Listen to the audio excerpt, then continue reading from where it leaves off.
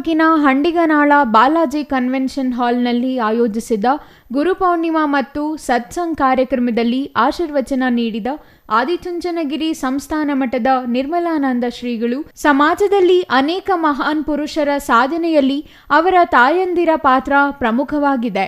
ಹೀಗಾಗಿ ತಾಯಂದಿರು ಸಂಸ್ಕಾರವಂತರಾಗಿ ತಮ್ಮ ಮಕ್ಕಳನ್ನು ಸಂಸ್ಕಾರ ಕಲಿಸಿ ಒಳ್ಳೆಯ ಸಮಾಜ ನಿರ್ಮಿಸಬೇಕೆಂದು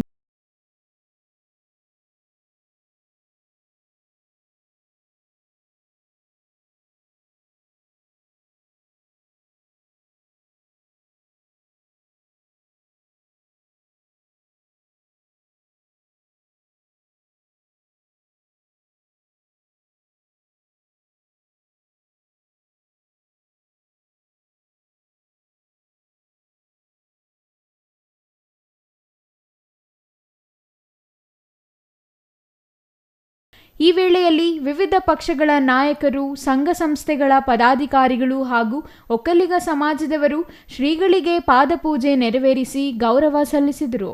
ಗುರುಪೌರ್ಣಿಮಾ ಮತ್ತು ಸತ್ಸಂಗ್ ಕಾರ್ಯಕ್ರಮದಲ್ಲಿ ಭಾಗವಹಿಸಲು ಬಂದ ಶ್ರೀಗಳಿಗೆ ಪೂರ್ಣಕುಂಭ ಸ್ವಾಗತ ಕೋರಲಾಯಿತು.